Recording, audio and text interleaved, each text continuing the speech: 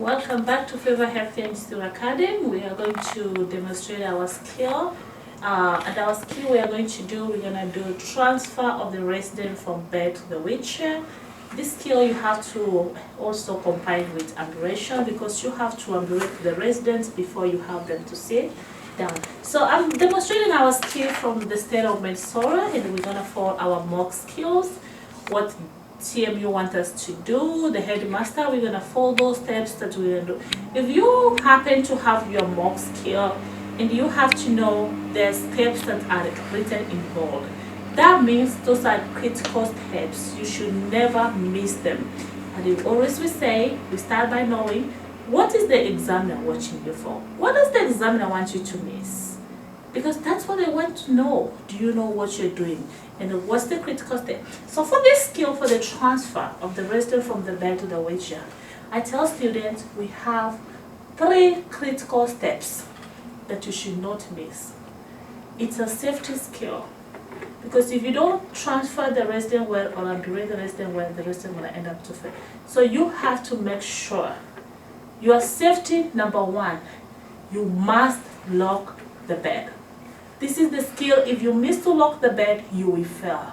So make sure you lock the bed, make sure you lock the wheelchair, and ask the patient, are you dizzy? Because those, they carry a long weight on set. Asking them, are you dizzy? Because if they're dizzy, we don't want to transfer them because they're of high risk to fall down. And if you follow those 3 critical steps, and you're going to remember the rest of the steps, it's just to make sure you are following the steps. Normal steps that we start with, entrance and exit step. So let's start with our pre-entrance today because we want to meet our patient today and we have to know who's our patient. What's the patient preferred name? We are going to someone home. It's not your house. As I say always, we have to knock, we have to introduce ourselves. We have to tell our patient why are we in their room and ask them what's their preferred name. Once you have gotten those, then you are able to carry out the procedures if they have given you permission. So for this case, what's my equipment? This is the only equipment I need. I need the gait belt. Some of you call it transfer belt or the gait belt. So what you need to know is how to put on the gait belt. If you got the gait belt, you can see on front here. This is the first place where you have to, this is, I feel like kind of scissor because this is the first place you have to make sure it's going to hold so that you can secure the patient tight. If you're transferring female patients, I always tell you, think about the bra, where they wear the bra under their breast. That's where you will like to put on the belt. Do not put this belt loose. Because if you put it loose, what's going to happen? The patient can fall. So make sure you make it very secure and tight. And ask the patient if it's very tight again. Some of them are verbal, some of them are non-verbal. So this is, sometimes you have to use your critical thinking judgment to see, is it very tight, so that you do a safe transfer. So we're gonna go to patient room. Our first steps, so stay, knock, knock, knock.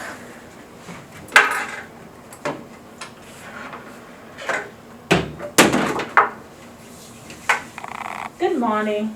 Good morning. My name is Vane. I'm your caregiver today, or I'm your nursing assistant today. How are you doing? I'm doing great. So I'm going to help you to transfer from your bed to the wheelchair, but I'm going to help you to move and make some steps around. Is that okay? Okay. As you can see, my patient has given me permission.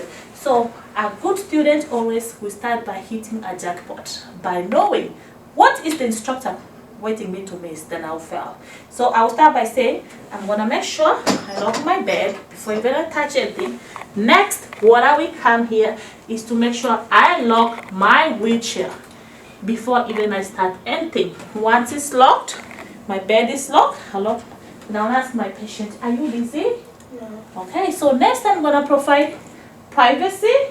And because this kid, I want to get them up, I don't think there's any need for me to raise up the bed, so I don't really raise it up. But I want to bring them in a sitting position, so I'm going to have you sit up for me.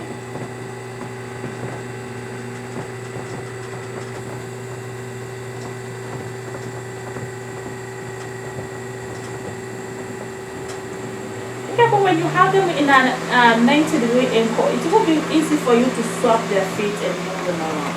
So once I have them on, I'm gonna move the bed cover.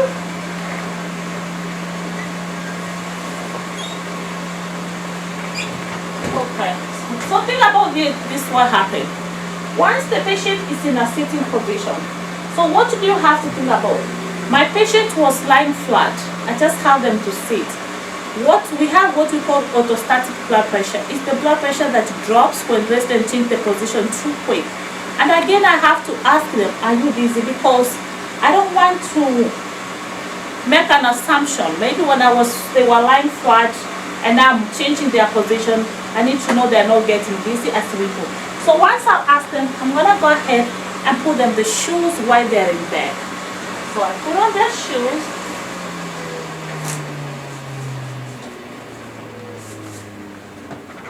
So what I'm gonna do, I'm gonna move this.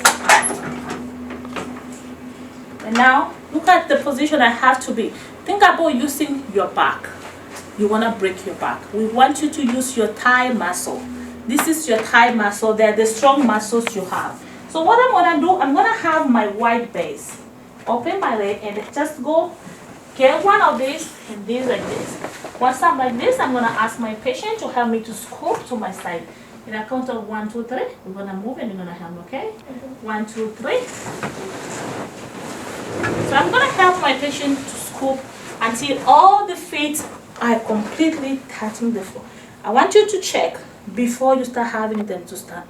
Their feet are on the floor. So I've changed them the position again.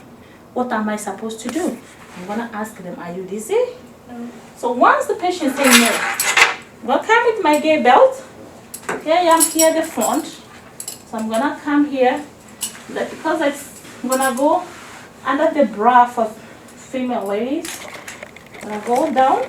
Make sure I secure my belt tight because I don't want to be loose. Where I have the space to grasp. So once it's tight, I'm gonna bring my belt this side.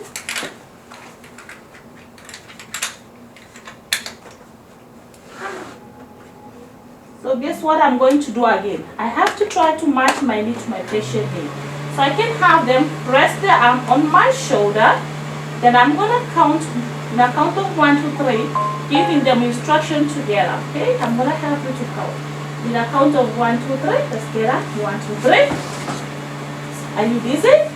Okay, so once I have them, I'm gonna help them to walk around. Have them.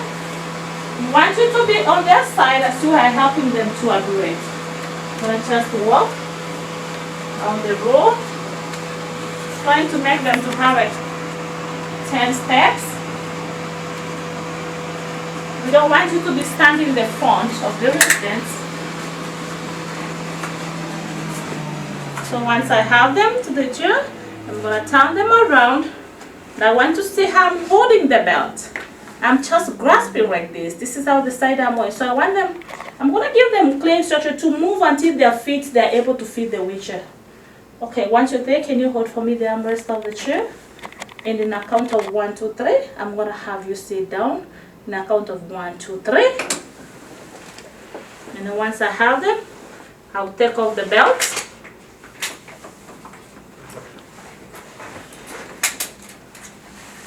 Once I have my belt off, I'm going to remove the brakes because I want to move them closer to the core light. If the core light is far away, so I can move them, I make sure I give them to the core light physically before I end the scale. So come here, Amy, this is your core light. In case you need anything, please let me know. So once I have given them the core light, I can move the privates in case they want to watch the TV, they want to do something, they can enjoy that. And you always needed to know, you have to finish by cleaning up your mess, you know. You don't want to be leaving your mess behind. All the suppliers you use, take them where they're supposed to be. I'll get this one. Take my gate belt back. Keep it safe so that somebody else wants to use it can have it. And I'm going to go ahead and sanitize my hand. And if there's something I think I should have missed, it's the best time to correct yourself. Because I think I did all the steps, right? I'm going to tell the instructor that's the end of my skill.